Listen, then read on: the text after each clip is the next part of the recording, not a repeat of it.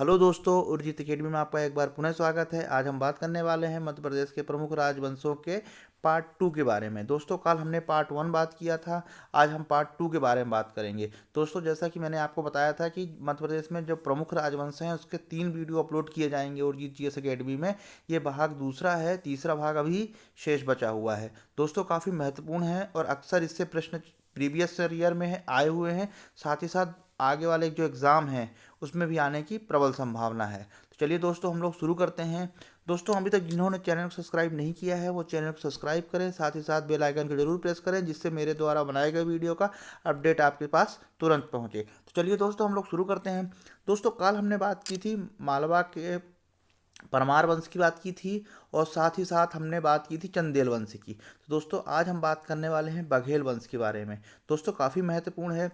दोस्तों, ये जो मैं जितने भी वंश मैं बता रहा हूँ, शासन बता रहा हूँ, उसमें मैंने उन्हीं राजाओं के बारे में जिक्र किया है जिससे क्वेश्चन बन के सामने आते हैं। क्योंकि इसमें क्या है, बहुत सारे राजा हैं लेकिन उनका कोई ये एग्ज़ाम की दृष्टि से उतना औचित्य नहीं है, इसलिए जो है उनको मैंने इसमें समाहित नहीं किया है। तो चलिए दोस्तों, हम लोग शुरू करते हैं। सबसे पहला है बघेल वंश। दोस्तों, बघेल वंश का जो ज्ञात शासक है, यानी जो पता चलिए कि शासक ये पहला शासक है, वह है घवल। घवल नाम का शासक जो है बघेल वंश का पहला शासक है। इसके बाद जो है इसके दौरान एक दो और शासक आए। इसके बाद जो है मेन जो इम्पोर्टेंट है वो वीर सिंह देव शासक है।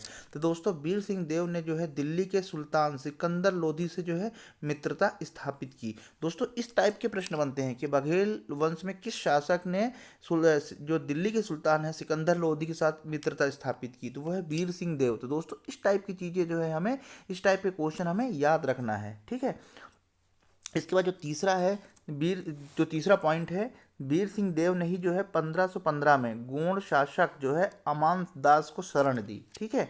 अमान दास को शरण दी। वीर सिंह देव के काल में ही बघेल राजवंश का जो है सर्वाधिक विस्तार हुआ, ठीक है।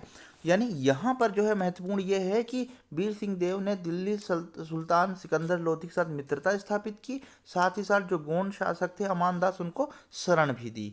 अब हम बात करने वाले हैं अगले पॉइंट की। तो वीर सिंह देव का उत्तराधिकारी जो है वीर, यहाँ पर जो है इनकी लीला जो है समाप्त हुई, यानी यहाँ तक इनका शासनकाल समाप्त हुआ, यहाँ इनकी मृत्यु हो गई। इसके बाद जो है वीर सिंह देव के जो उत्तराधिकारी हुए वो है वीरभान। काफ़ी महत्वपूर्ण नाम है वीरभान, ठीक है। चौसा के युद्ध में के पश्चात वीरभान ने हुमायूं की सहायता की, ठीक है। चौसा के युद्ध में किसकी सहायता की उन्होंने? हुमायूं की सहायता की। ध्यान रखिएगा, बहुत महत्वपूर्ण है, क्योंकि चौसा के युद्ध में हुमायूं पराजित हो गए थे, ठीक है। और यहाँ से शेरशाह सूरी की जो है सत्ता साम्राज्य मतलब स्टार्ट होता है। तो इस दृष्टि से ये बहुत महत्वपूर्ण है कि चौसा के युद्ध में जो है किस शासक, बघेल शासक ने हुमायूं की सहायता की थी, तो वह वीरभान। किसके उत्तराधिकारी थे ये? वीर सिंह देव के। तो ठीक है, तो यहाँ पर जो है हुमायूं की सहायता की वो है वीरभान सिंह। अगला हम देखते हैं शेरशाह। अब इसके बाद क्या हुआ कि चौसा के युद्ध में शेरशाह सूरी जीत गया हुमायूं से, और हुमायूं परास्त होकर वहां से भाग गया। तो अब यहाँ पे हम देखते हैं कि जो शेरशाह थे, शेरशाह सूरी, उन्होंने जो है सत्ता संभालने के बाद बघेल खंड में जो भी आक्रमण किया। इसके बाद जो उनका पुत्र जलाल खां था वो 1545 में आके रीवा में आया और रीवा में बस गया। दोस्तों, उस समय पे रीवा एक बहुत बड़ा राज्य हुआ करता था, जिसके इसमें बहुत सारे राजा थे, जैसे जो हम उन्हीं के बारे में जो है पढ़ रहे हैं। तो अभी हम जो बात कर रहे हैं वीरभान के बारे में हम बात कर रहे हैं। तो रीवा में आकर ये शेरशाह का पुत्र जलाल खां यहाँ आके बस गया। वीरभान सिंह ने कलिंजर के दुर्ग में शरण ली। जब शेरशाह ने यहाँ पर आके अपनी सत्ता स्थापित की, यहाँ जीतना स्टार्ट किया, उसका पुत्र जलाल खान आने लगा, तो जो वीरभान थे वो आके छिप गए। कहाँ? कलिंजर के दुर्ग में छिप गए। अब इसके बाद जो है यहाँ पर भी इनकी मृत्यु हो गई, यानी वीरभान की मृत्यु 1555 में हो गई। ये 1555 में यहाँ पर इनकी मृत्यु हो गई। अब वीरभान के जो है उत्तराधिकारी कौन हुए? तो दोस्तों, वीरभान के जो उत्तराधिकारी हुए वो है रामचंद्र। काफ़ी महत्वपूर्ण नाम है, और ये बहुत ही एक योद्धा थे, साथ में साथ जो है संगीत प्रेमी भी थे, ठीक है। जो अकबर के 9 रत्न में से जो तानसेन थे, ये इन्हीं के दरबार में थे, रामचंद्र के, ठीक है। तो वीरभान के जो है उत्तराधिकारी हुए रामचंद्र। अब अकबर ने जो है अपने शासनकाल के 6वें वर्ष में यानी 1564 में क्या किया, जलाल खां को, ये वही जलाल खां है जिसकी अभी हमने बात की, शेरशाह सूरी का पुत्र है, तो जलाल खां को क्या है, इनके दरबार में भेजा, रामचंद्र के दरबार में भेजा कि आप जो है तानसेन को लेके आइए। तो तानसेन को लेके आइए, किंतु रामचंद्र ने जो है अकबर का विरोध नहीं किया और तानसेन को जो है जलाल खां के साथ अकबर के दरबार में जाने दिया। 1 जुलाई, अगला जो बिंदु है, 1 जुलाई 1569 को रामचंद्र ने कलिंजर का किला भी जो है अकबर को सौंप दिया। ठीक है, और जो उनका पुत्र था, रामचंद्र का जो पुत्र हुआ वीरभद्र, उसको भी शाही दरबार में भेज दिया और इसके बाद जो है इनकी मृत्यु हो गई। किसकी, रामचंद्र की इसके बाद मृत्यु हो गई। आगे हम देखते हैं कि बघेलखंड का जो है अंतिम जो राजा था वो मार्तंड सिंह थे। दोस्तों इस दौरान जो है रामचंद्र और जो इनके पुत्र थे वीरभद्र, इनके पीछे बहुत सारे राजा हुए, लेकिन उनका जो है इस दृष्टि से, एग्जाम की दृष्टि से कोई विशेष महत्व नहीं था, इसलिए जो है इसमें समाहित नहीं किया गया। हम बात कर लेते हैं जो बघेल वंश जो है उनके अंतिम जो राजा थे वो मार्तंड सिंह थे। ठीक है, मार्तंड के समय ही आज़ादी के पास जो है जो रीवा जो राज्य था, ठीक है, संघ था, उसको जो है भारतीय संघ में मिला दिया गया। तो इनके जो पहले राजा थे और जो आखिरी राजा थे मार्तंड सिंह, उनको क्या किया, उन्होंने क्या किया कि भारतीय राज्य में विलय कर दिया अपने आप को। अब इसके बाद हम बात करते हैं होलकर वंश की। दोस्तों होलकर वंश के बारे में हम लोग स्वतंत्रता उसमें भी पढ़ेंगे, तो अभी थोड़ा सा हम इसकी स्थापना के बारे में देख लेते हैं। बात इसके अलावा जो है होलकर जो महारानी थी उनके बारे में मैंने एक सेपरेट वीडियो बनाया है, तो आप खुर्जीत अकेडमी में डिटेल में आप देख सकते हैं। तो दोस्तों होलकर वंश की जो बेसिकली स्थापना है वो स्थापना की थी मल्हार राव होलकर ने जो है होलकर वंश की स्थापना की थी। इस वंश के जो अंतिम शासक थे वो तुकोजी तृतीय थे, जिसने इस राज्य को भारत में विलय किया। ठीक है, क्योंकि क्या हुआ, जब बहुत से राजा रजवाड़ थे, जब देश आज़ाद हुआ, देश आज़ाद होने के बाद क्या हुआ कि जितने राजा रजवाड़ थे इन सबको एकीकृत किया गया। ठीक है, एकीकृत यानी इन सबका जितने राजा सब मिला के एक संघ, भारत संघ बनाया गया। इसमें जितने छोटी छोटी रियासतें थी, छोटी रियासतें, बड़ी रियासत, सबको क्या किया, मिक्स किया गया। उसी के तहत ये जितने मध्य प्रदेश में जितने भी वंश थे, राजा रजवाड़े थे, इन रियासत थी, इन सभी को क्या किया गया, भारत संघ में विलय किया गया। तभी हमने इसके पहले राजा मार्तंड के बारे में पढ़ा, यानी बघेल वंश के बारे में पढ़ा। अब हम होलकर वंश के बारे में पढ़ रहे हैं। जो इनके संस्थापक थे मल्हार राव होलकर थे, और जो अंतिम शासक थे तुकोजी तृतीय थे, जिन्होंने भारत संघ में इनको मिलाया। दोस्तों इस तरह से प्रश्न पूछा जा सकता है कि होलकर वंश के अंतिम शासक कौन थे जिन्होंने भारत संघ में विलय किया, तो तुकोजी तृतीय थे। ठीक है, और इसी तरह बघेल वंश में पूछा जा सकता है। तो इस टाइप की चीज़ें जो है आप याद रखें। अब हम अगले वंश की बात कर लेते हैं। तो अगला वंश जो है सिंधिया वंश है। जो सिंधिया वंश है ग्वालियर के, उनकी हम बात करते हैं। तो सिंधिया वंश की जो स्थापना थी बेसिकली महादजी सिंधिया ने किया था। महादजी सिंधिया के पास जो है उनका उत्तराधिकारी हुआ दौलत राव सिंधिया। ठीक है, दौलत राव सिंधिया जो है उत्तराधिकारी है। दौलत राव सिंधिया ने ही 1810 में ग्वालियर को राजधानी बनाया। इसके पहले राजधानी उज्जैन थी। दोस्तों बहुत महत्वपूर्ण है, हमने इसके पहले परमार वंश में भी बात कर चुके हैं कि राजा भोज ने ही उज्जैन से राजधानी धार स्थानांतरित की, और यहाँ पर जो है सिंधिया की पहले राजधानी उज्जैन हुआ करती थी। इसके बाद जो है दौलत राव सिंधिया ने ही 1810 में उज्जैन से हटा के कहाँ राजधानी बनाई, ग्वालियर को बनाई। दोस्तों बहुत महत्वपूर्ण है, ये प्रश्न आने की बहुत संभावना है, तो इसलिए जो है इसको ध्यान रखेंगे। इसके बाद जो है दौलत राव सिंधिया जी हैं, इनके उत्तराधिकारी जकोजी राव हुए। ठीक है, यानी इनके उत्तराधिकारी जो है, इनके बाद उनकी मृत्यु के बाद इनके जो उत्तराधिकारी हुए जकोजी राव हुए। किंतु इनकी मृत्यु के बाद इनकी विधवा जो है ताराबाई, इसका दत्तक पुत्र जयाजी राव गद्दी पर बैठे। ठीक है, 1857 के विद्रोह है, जब 1857 का विद्रोह हुआ तो जयाजी राव ने जो है अंग्रेजों की सहायता की। ठीक है, अंग्रेजों की यहाँ पर उन्होंने सहायता की।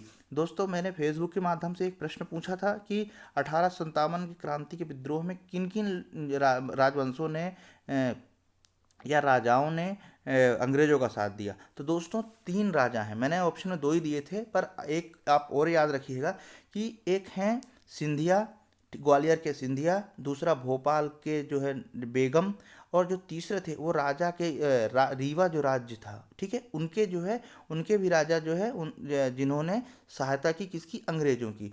रीवा के जो राज्य है सहायता कब की, जब अवंतीबाई 1857 में जब क्रांति जो विद्रोह हुआ उसमें जो अवंतीबाई ने भाग लिया। अवंतीबाई ने उसमें 57 विद्रोह में भाग क्यों लिया, उसके पीछे रीजन ये था कि जो उनके जो पति थे उनकी मृत्यु होने के बाद जो उनका पुत्र था वो पूरी तरह से सक्षम नहीं था, यानी उनकी उस एज में नहीं थे, ठीक है, अल्प आयु में थे।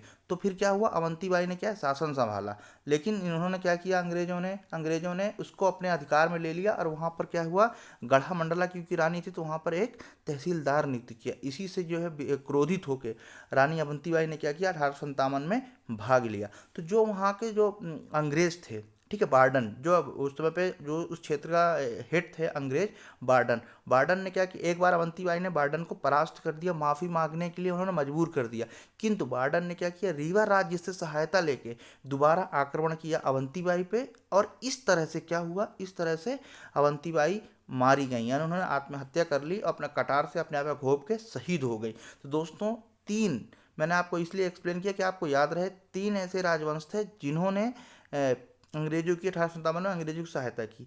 पहले थे सिंधिया, दूसरे थे भोपाल के रियासत के बेगम, और जो तीसरे थे रीवा के, ठीक है। तो इस तरह से अगर आप प्रश्न आए तो आप उसमें जो है आप उसको सॉल्व कर सकते हैं। तो चलिए दोस्तों हम लोग देखते हैं। तो यहाँ पर हम बात कर रहे थे कि 1857 के विद्रोह में के दौरान जयाजी राव ने अंग्रेजों का साथ दिया। दोस्तों सिंधिया वंश का अंतिम जो शासक थे वह जीवाजी राव सिंधिया थे, ठीक है, जिन्होंने जब भारत संघ बन रहा था उस पर क्या हुआ, उन्होंने विलय में शामिल हुए।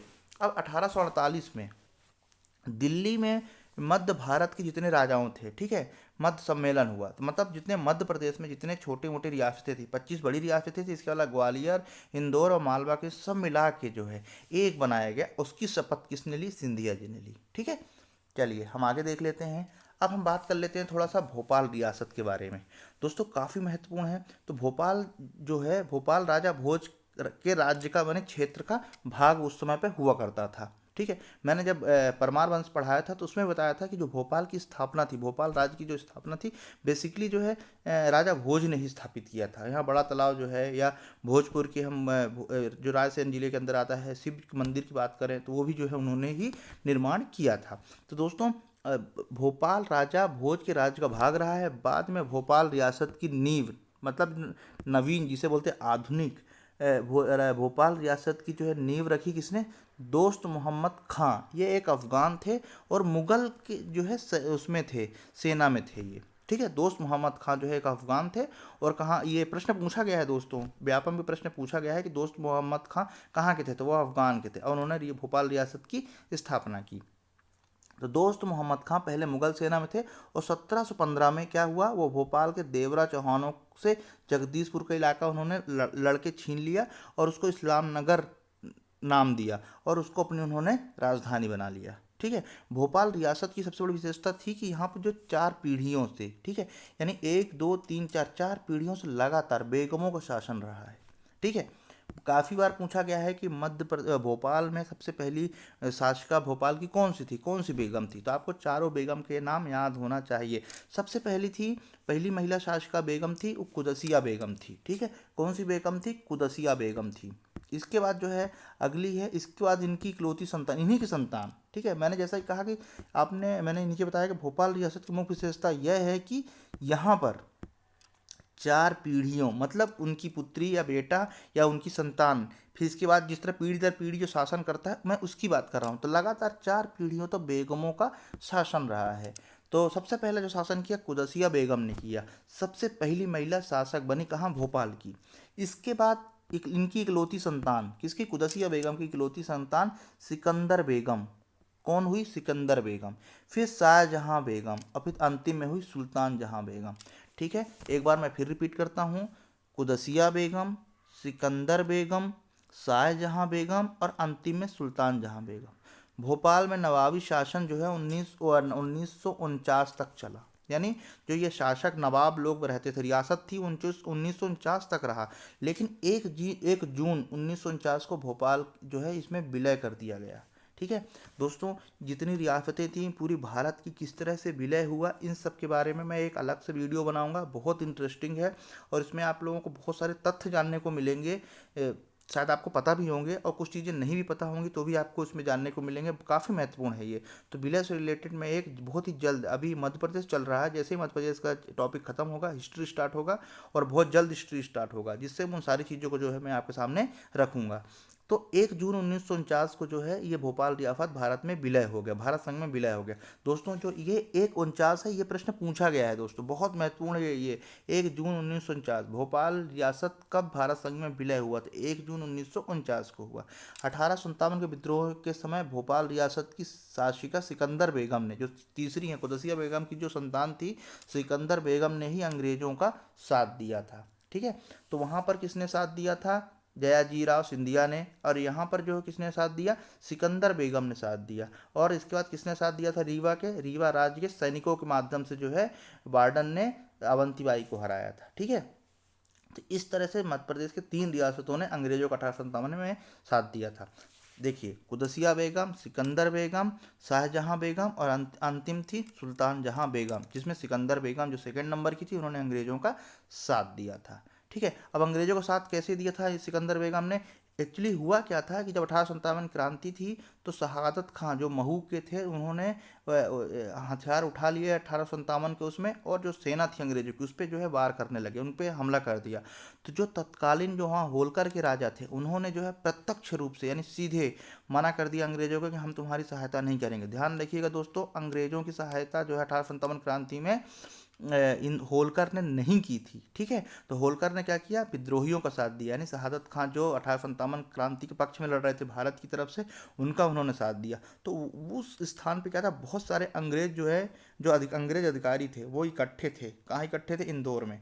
फिर वो छिपते छिपाते अपने परिवार को लेकर सीहोर आ गए, और सीहोर में फिर सिकंदर बेगम ने अंग्रेजों का साथ दिया, और फिर उसको जो है, जो क्रांति थी, उसको उन्होंने वहाँ पर दबाने में अंग्रेजों की मदद की। तो इस तरह से जो है आप इसे याद रखेंगे।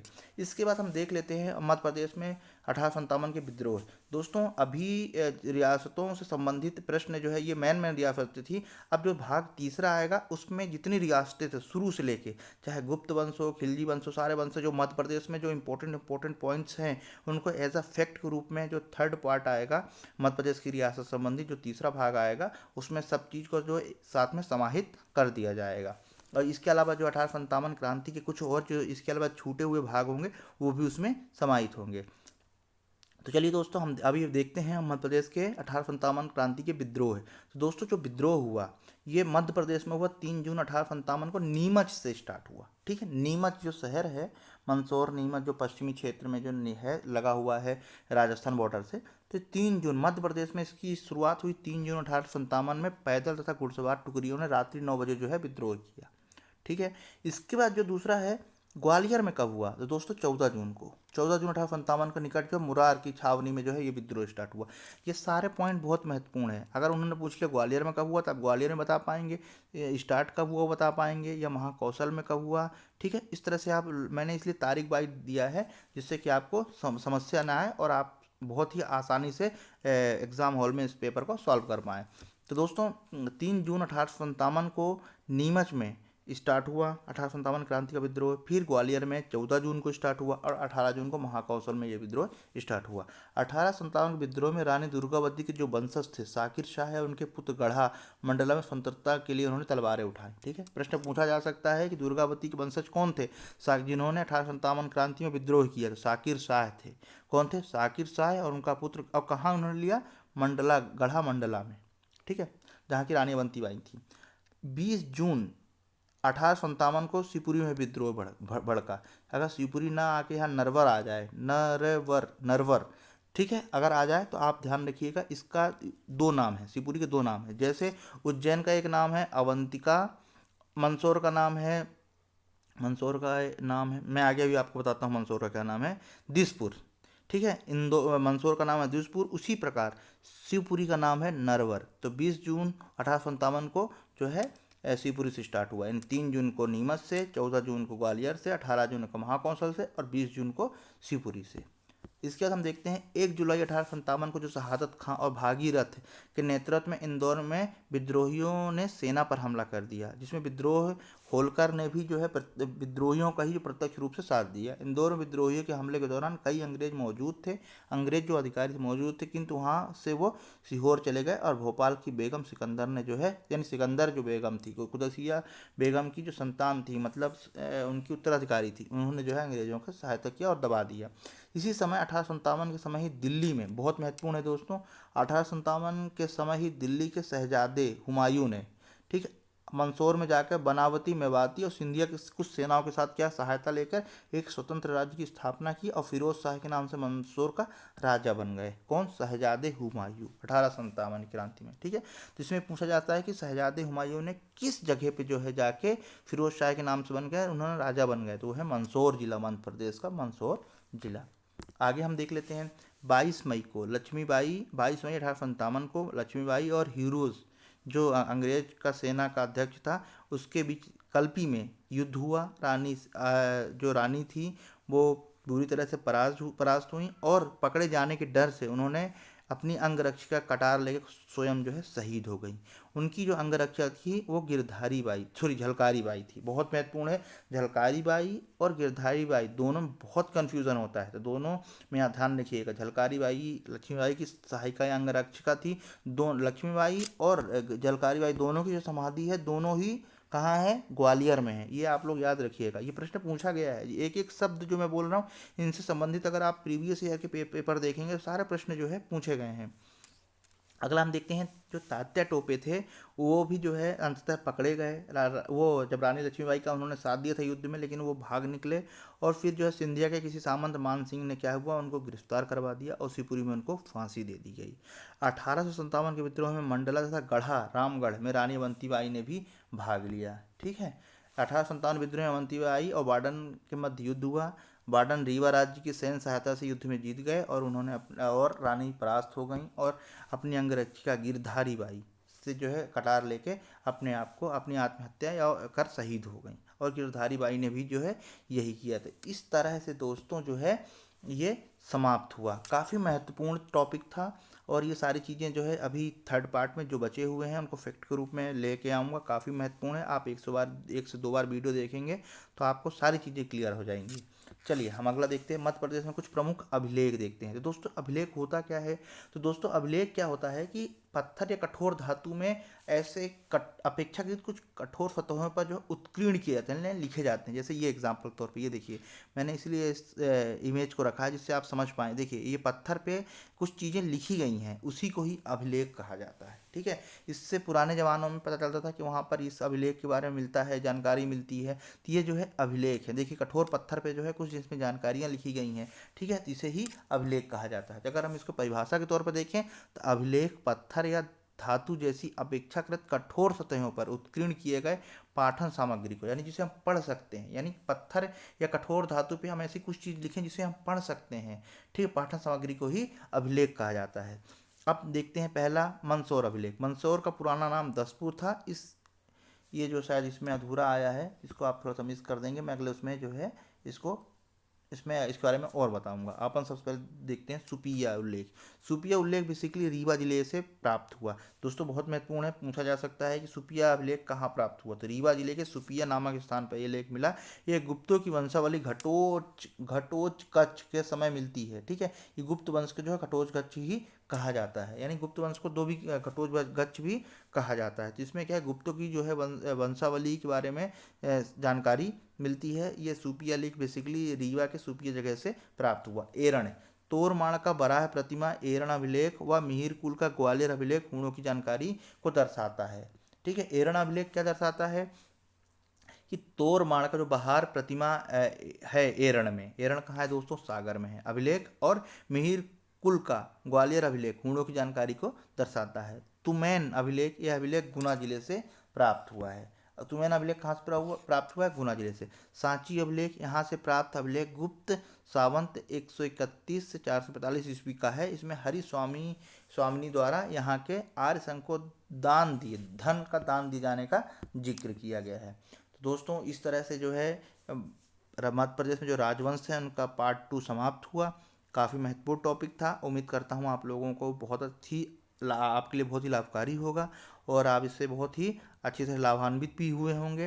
दोस्तों पढ़ते रहिए, वीडियो को ज़्यादा से ज़्यादा शेयर कीजिए, लाइक कीजिए। अगर आपको लगता है कि मुझे किसी मध्य प्रदेश से किसी ऐसे टॉपिक पे जो आपको जानना है और उस पर मुझे वीडियो बनाना चाहिए तो आप मुझे कमेंट्स बॉक्स में ज़रूर लिखें। दोस्तों किसी मित्र ने जो है कमेंट्स करके बोला था कि सर जल्द से जल्द अपलोड कीजिएगा राजवंश जो पार्ट 2 है, इसलिए जो है आप भी इस तरह से अगर आपको लगता है कि मुझे किसी विशेष टॉपिक पे वीडियो बनाना चाहिए तो आप मुझे कमेंट्स बॉक्स में लिखें। नमस्कार।